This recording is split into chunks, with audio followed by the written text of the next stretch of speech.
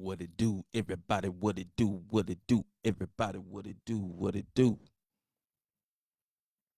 Start this thing off right. What's up? What's up, everybody? How's everybody doing out there? This is your boy, Agent Success Gully, right here in the Boom Room. You know who I be, Mr. Boomer Man, Mr. Crappy Man, all day, every day. I'm at it once again. Monday morning, man, it is cloudy. Say it's going to rain today. But hey, for those of people that are going to work or on your way to work, man, listen, man, please be safe out there, man. Please be safe. Be looking to your left and to your right. Make sure ain't nobody dashing out in front of you and all that roads rage, man. Just stay calm, get to work. Work, do your job. Of course, do your job. Make sure you work. Don't work too hard. Work safe. All right?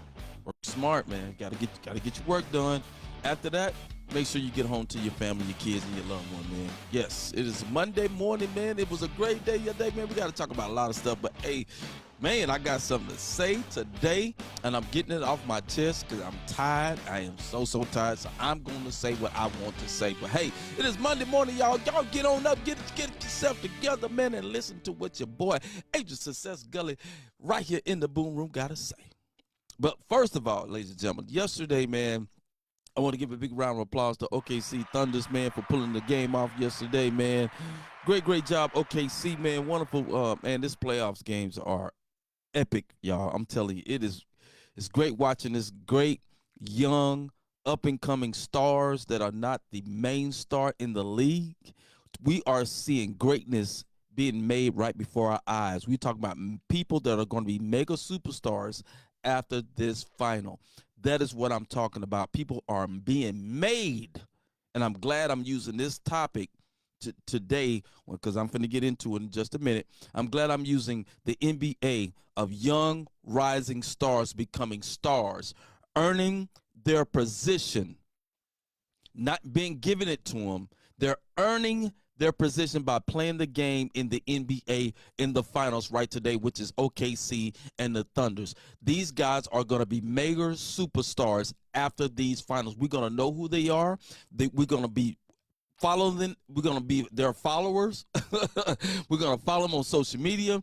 We're going to be looking at commercials now. We're going to be looking at them all summer long up until the season start. And even when the season starts, you're going to see more games on major television time with OKC and the Indiana Pacers. We're going to see them more. So therefore, they earn their spot. They earn their spot by playing hard, being productive, and getting into the game and not saying nothing. Just play the game and let the game speak for itself. And that is what I like about the NBA. So I'm going to give a big round of applause one more time to the NBA for letting us know that you made these people mega superstars in the NBA, which is the Oklahoma City Thunders and the Indiana Pacers, man. Big ups to y'all, man. Like I said, truly feel that it's going to go game 7. I feel that it's going to go game 7. So, hey, y'all keep watching. But what I got to say today, ladies and gentlemen, and I hope that everybody can tune in. I hope all the comedians, everybody that I tag, I hope you tune into this because you really need to hear this and you really need to know what has been going on over the years in the I'm saying black community of Dallas comedians. We talking about the black ones. Well, first of all, let me say that I moved here in 1997. I moved here right doing BET Comic View. Def Jam was just now being over. Martin Lawrence was really hot at the time. Well, it was going down at the time because, they came out before. But the Jamie Foxx, all the up-and-coming Def Jam comedians was really hot. I moved here I moved in 96, I'm sorry. I moved here in 96 right before Steve Harvey had his comedy club because that's what I was trying to get to. I was trying to move here like in 94, but I didn't move here till 96. Trying to get my butt here, 96, 97, summer of 96 going into 97 is when I moved here. But I was trying my best to get here because comedy, the Steve Harvey Club was like one of the mega things that I've heard I wanted to attend to. I didn't know anything about the Improv. I didn't know anything about no Hyenas. I didn't know anything about none of that. Only thing I heard about Steve Harvey's Comedy Club right here in Dallas, Texas. I didn't hear about no major clubs. I didn't hear nothing about no Hollywood stars. I didn't know anything about no major comedy clubs in Hollywood, New York, DC, Atlanta, I didn't hear about no Uptown Comedy Club. That wasn't even in my vocabulary. I wasn't even thought about it. Only thing I thought about was Steve Harvey's Comedy Club. And I want to give a big round of applause for those who used to perform at the Steve Harvey Comedy Club, which was Gerald Young, Stanky Frankie, Paul Luther. I think Jewel Reynolds was a part of that later on. Nanette Lee was a part of that. Shucky Ducky. All the greats came down. They said all the greats used to come. Bernie Mac, Cedric Entertainer, D.L. Hughley, Sinbad, you name them. They all been through the Steve Harvey Comedy Club, which was a black-owned comedy club, for those who didn't know. But let's keep it going. Well, that's when I moved here, and I didn't know anything about none of that. Okay, when I started doing comedy, and to be honest with you, when I moved here in late 96, 97, I didn't start doing comedy to really like 98. That's when I really started doing comedy, around 98. That's when I started. Now, when I started with Marvin Michaels. I started with, let me see, Marvin Michaels. I know CJ Starr was one of the guys we all started with. DL, you got to put DL Ellis in there. Mr. Entertainment was there. Anastasia the Bowl. Mozan, Lady Mozan. We was all in the midst of starting to, Said Man was there. Piper was back in the day. Man. Paul Luther was one of the stars. Paul Luther was one of the guys that we looked up to because he was on BET Comedy View. Junebug, which is now Joel Reynolds, he was there. Man, my boy Denzel Snipes, rest in peace. My boy, man, man, it's so many. I remember Jelly. I remember, man, so many people that were doing that time, and it was just so many. Joe Fox was there. And Angela Walker, she came at the end of the deal. Mama Michelle was kind of right there in the midst. Wasn't too many female comedians at the time that were black, and I'm not talking about any other race. I'm talking about my race as black people as comedians. That's what I'm talking about. During that time, it wasn't that many comedians. But let me tell you this. During that time, the Improv was not open the doors for any black comedians during that time.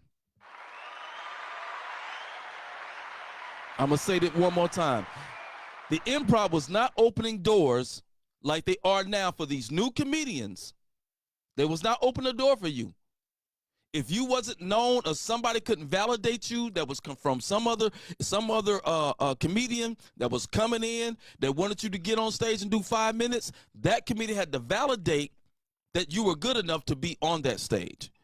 The Improv wasn't giving out these special guests, and we can get you on, and it'd be your night. The Improv didn't do that back in the 98s and 99s and 2000s, 2001s, and 2s and 3s. They did not do that.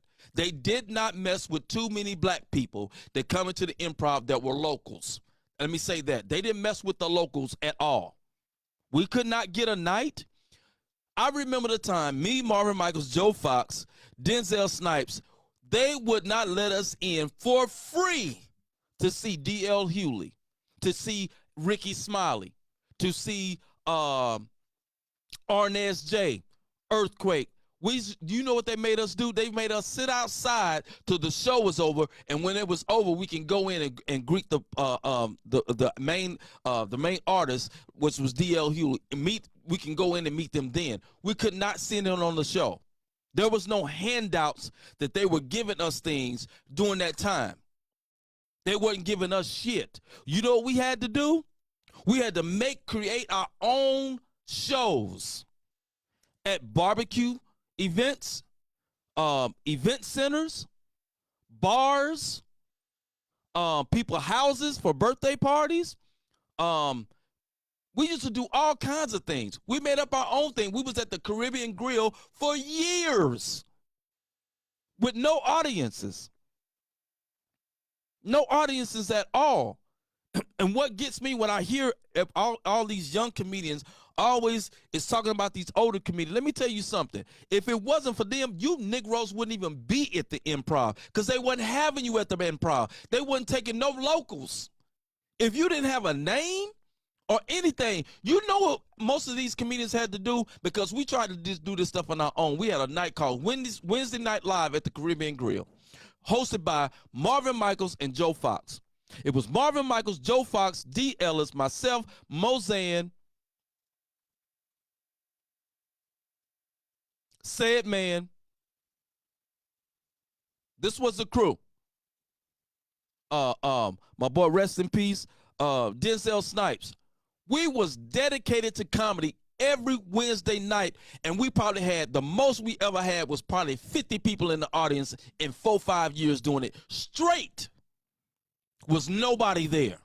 We performed in front of ourselves. We wrote together. We laughed at each other. We joned on stage. We did everything that everybody think about doing now. Ain't none of these niggas right now ain't doing none of this. You're not creating things on your own. You getting a platform that the Improv is letting you have, and you going out there and you doing a great job. This is not a diss to no young comedian. I'm just getting tired of seeing all this shit on there because I'm not in it. I'm not in it, but I do get tired of seeing it. And I'm gonna take up for those who need to be taken up for. It's a lot of y'all out there really, really pointing the finger at these old cats like they ain't never did what y'all did. Let me tell you something. There's a lot of old cats that's been in this game, don't give a damn about comedy no more. Because most of the time, if they were to come back, they're going to be on the same level you are right to this day. You ain't made no mark. Yes, you've been on some shows. Yes, you have done more at the beginning of your career than you have at somebody else's that's been in the game 20 years than they ever have at the beginning of their career. But let me tell you how this thing works. Let me tell you how it works. Yes, you're doing great right now. All you young comedians, you're doing great. You're getting the opportunity that most of these old heads has never had at the beginning of their career. You right. You got it. I applaud every last one of you young ass people that's out there, and I'm talking about the black ones, that out there doing comedy and doing what you're supposed to do. You great. It's great. I have no ill feelings of that. I'm not a hater, never been. I don't give a damn if you were to blow up today. Put me on your show. I'll feature for you. I'll host it for you. But let me say this to you. When you given that opportunity, you make the best of it as much as you can. Because these old heads didn't have that opportunity. They couldn't even go to the Improv because the Improv never wanted them. I can name off some Improv managers. I really can. I can name off a gang of Improv managers during that time that they did not let niggas in their club to perform unless you was somebody. Because a local wasn't getting the opportunity you locals are getting. They not. The thing about y'all, you better realize, you better stay hot while you can, because let me tell you something. Things that you go through in life is not going to get you to continue to keep doing what you're doing in the next 5 to 10 years.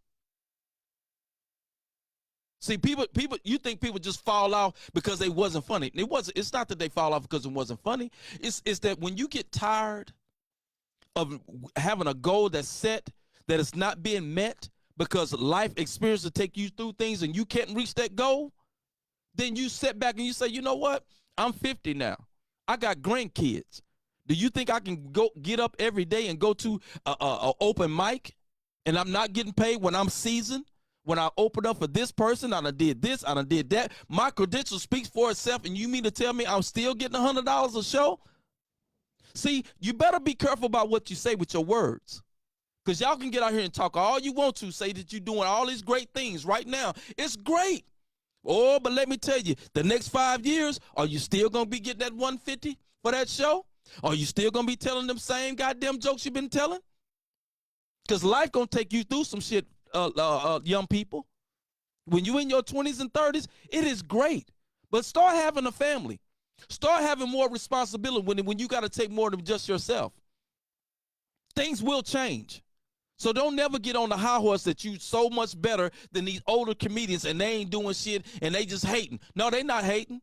They trying to tell you that you better be hot while you can. That's what they trying to tell you. They not hating on you. They trying to let you know, hey, this ain't forever. This stuff don't go on for a long time. I know a gang of comedians that was hot back in the day. You cannot tell me D. Ellis was not the hottest back then in Dallas, Texas, right then. That boy was hot. Boy was hot.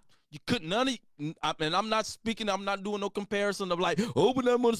No. I know D. Ellis was hot. Everybody knew he was hot. Everybody loved his energy, loved his dance moves. It doesn't matter. People love his energy. They loved it. It was great. Mozan was hot. I can name Jewel Reynolds was on K104, burning up the radio station. There was no internet back then. There wasn't even MySpace at the time. We had to get out on the streets and hand out flyers. Have any one of you young Negroes did any of that? No, you don't have to anymore. You know why? Because they made a platform for you not to do it no more. So now you use the best of your ability of your platform. You can make a flyer, go on Facebook, Instagram, TikTok, and YouTube, and post it, and bing, thousands of people will see it. People will come to the shows. So please, stop it. I'm not going to let you sit on these older comedians. No, I'm not. I'm going to take up for those who need to be taken up for. There was a lot of times we couldn't get into the improv. You ain't never had that where the door was shut in your face and told you you can't come in here. You didn't have that. Now you're getting invited every time I get on to you're getting. I'm just like, God dang, improv got all of them on there, which is great. I'll totally applaud. But stay humble. Don't get out here and be trying to ditch these older comedians. Think they're not funny anymore. They done did their time. What about your time now? What are you going to do in the next 5 years? Are you going to ever be on the TV show? Huh?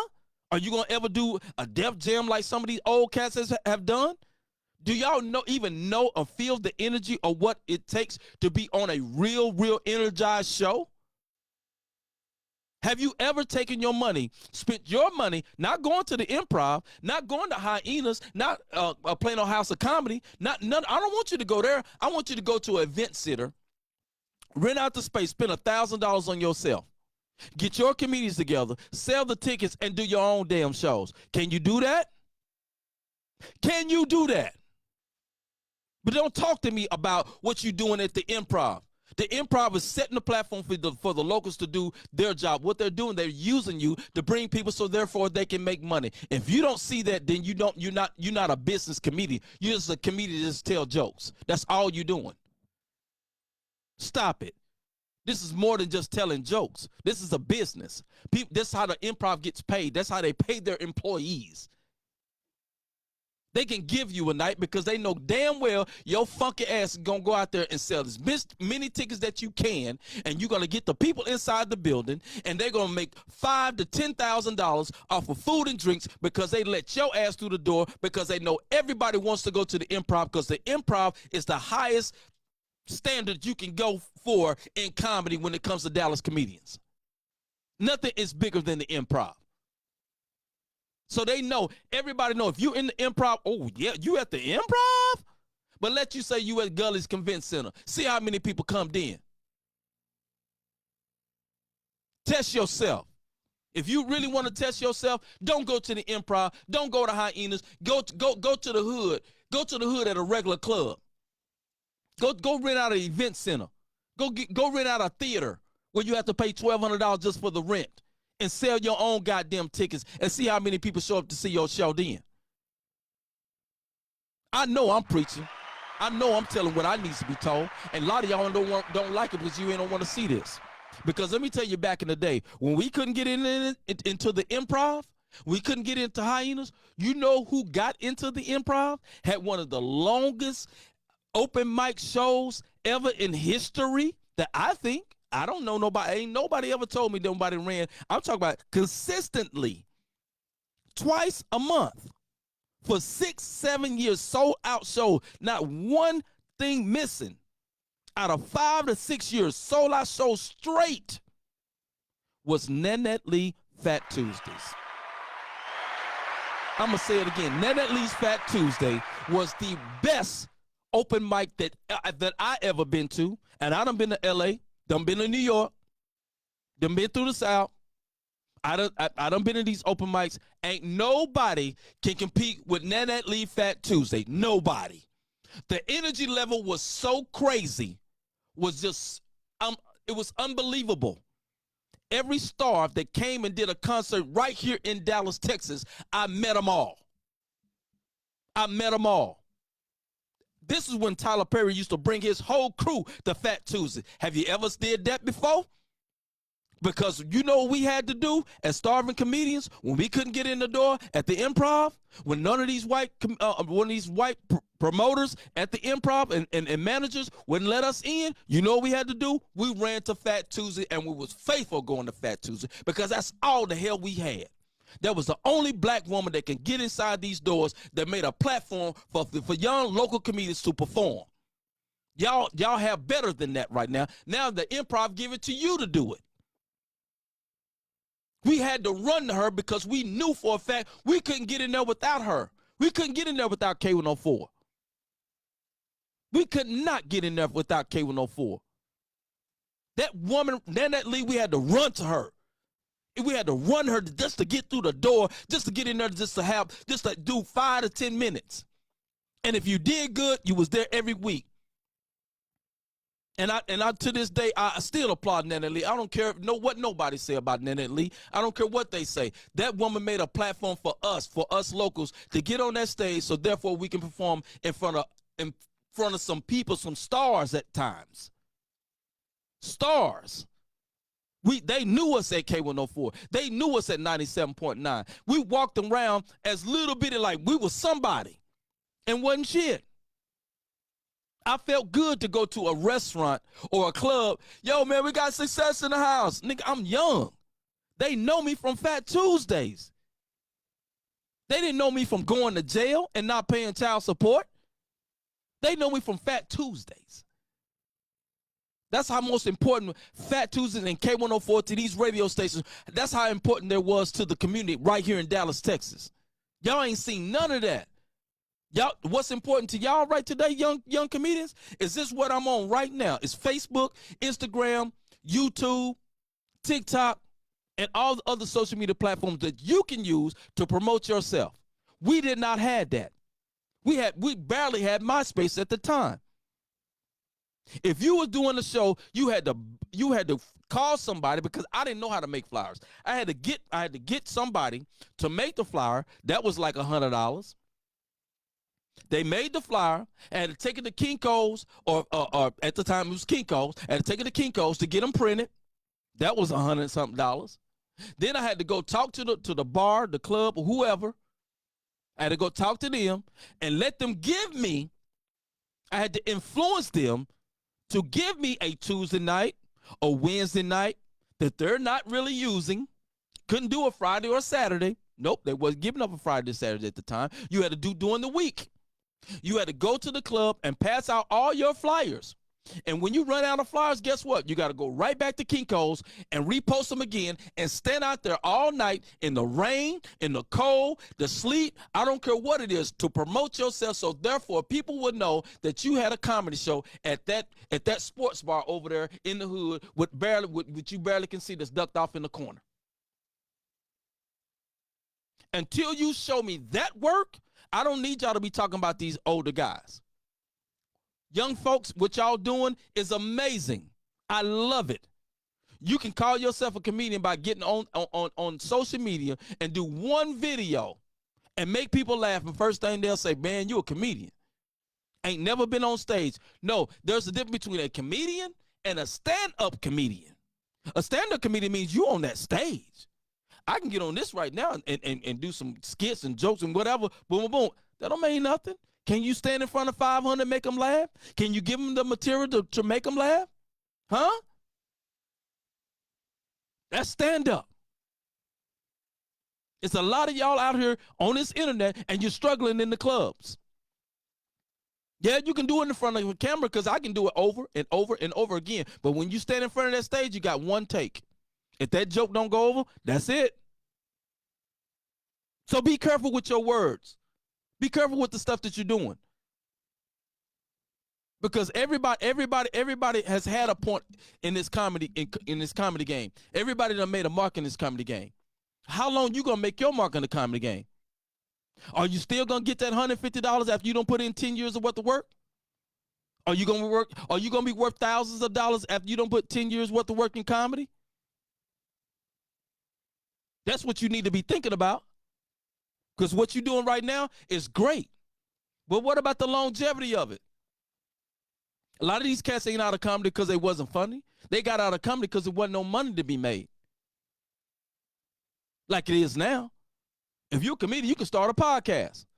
If you're a comedian, you can do a lot of things. You can write your own movie. You can shoot your own movie now. You ain't even got, you can have an iPhone and shoot your own movie. You can shoot skits that can get paid from that.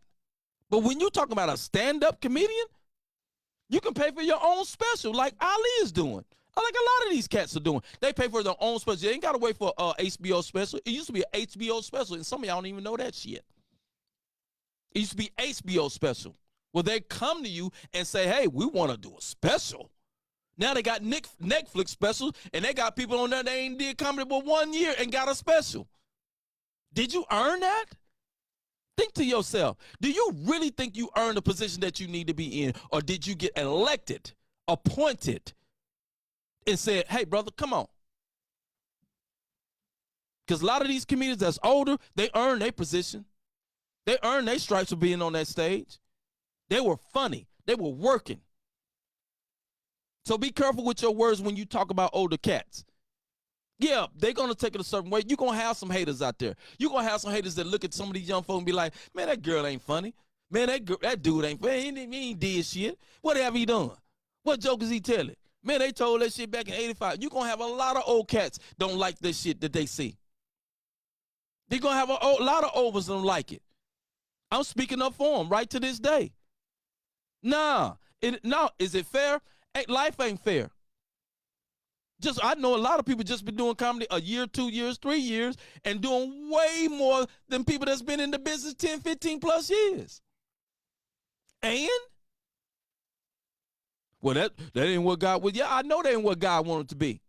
It's a new era now. It's easier. I don't see that it's hard at all. It's easier. It's a lot easier. Because people don't give a damn about the material. They give a damn about the person. Yeah, and one thing I don't like is when I see a lot of this comedy, the only thing you have to do is get on stage and pick out people and talk about how their day went. Wow, crowd work? I know niggas making thousands and thousands and thousands of dollars off of goddamn crowd work. See, back in the day, you couldn't do crowd work. If you done crowd work as a comedian on stage, guess what most comedians say? You're searching. You don't have no material. You ran out of material. It was a bad thing to do crowd work, to do a lot of crowd. Not saying to do some crowd work. It was a bad thing to do a lot of crowd work when you on stage. That means you have no material. It means you ran out, now you're searching. That was a bad thing back in the day. Nowadays, a person can sit on stage with a cup in his hand and talk to people that's in the audience and make them laugh, make them own selves laugh, don't give them no material, and be successful at it and get thousands of goddamn dollars. No, that's not. An older comedian is not accepting that. Now we have to accept it. Now we can say, well, damn, you mean to tell me the only thing I got to do is just go on stage and, hey, man, what's going on? Oh, man, look at your shoe. Oh, man, look, and just having a conversation with the audience now? Comedy done got that easy? Wow. Really? Wow. Oh, amazing. That's the new era. We got to adapt to it. So the old head, I tell the old heads all the time, hey, man, if you can't adapt to that, then maybe you don't need to be saying nothing either. Because it's a two-headed sword. You can be old and hating, and you can be new and hating. You got to adapt. If you're not on social media and promoting your shows on social media, you old heads, I don't know. I don't want to get on there and promote my comedy. I don't want to get on there and do that. That's take too much time. But guess what? Well, if the young generation is doing it and they're getting more shows than you are, you can't say that that's bad. No, you can't hate on that young cat. You got to say, you know what, I ain't doing it, so hey, I guess that's what works. Well, if it's working for the young generation and the older generation is not doing what the younger generation is doing, and you're not getting what you're supposed to get, then you shouldn't say nothing at all either. They're out here doing it. The younger generation, they are promoting themselves. They are on this internet every single day. And if they are, whether you like them, whether you think they're funny or not, it doesn't even matter. They're doing it.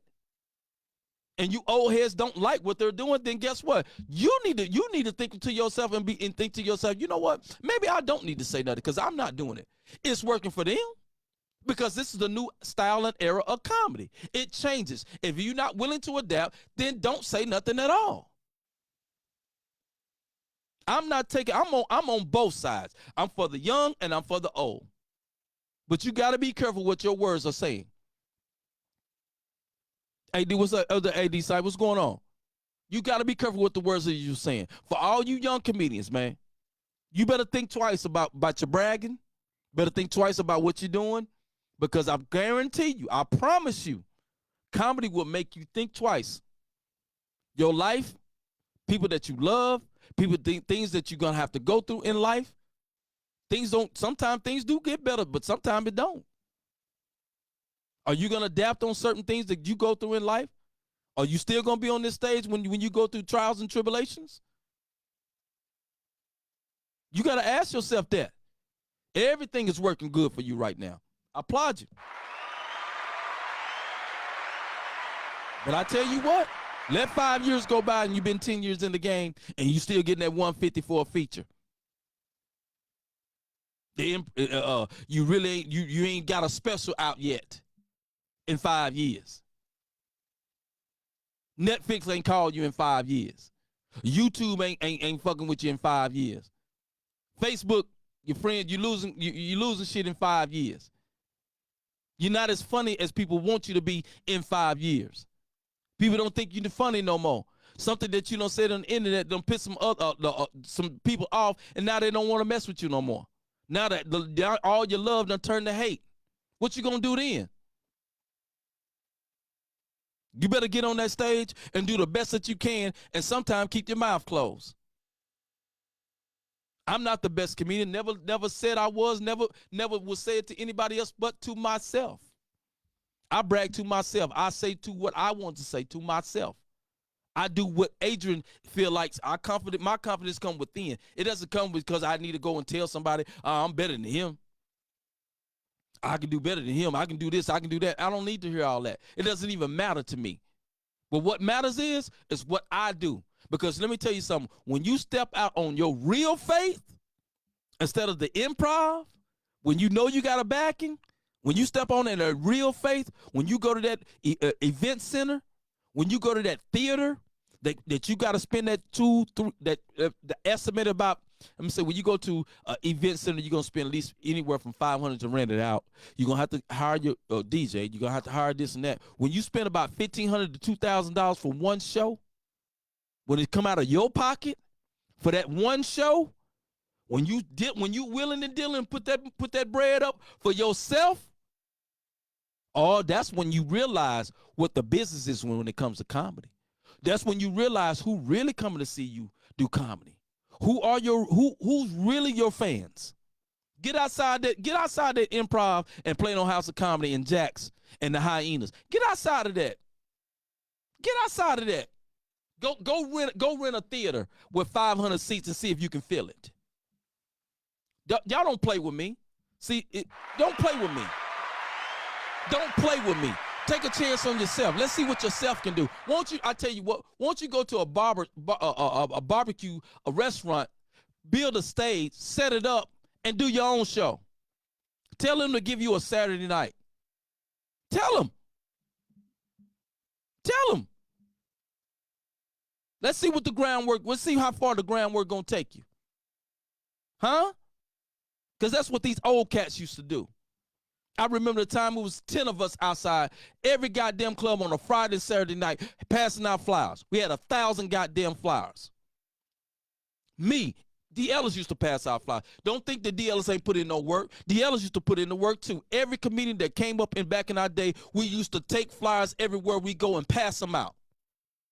I have not seen one damn young comedian outside of a club passing out a goddamn flyer and putting anything on there, because you know why? You don't have to anymore, huh?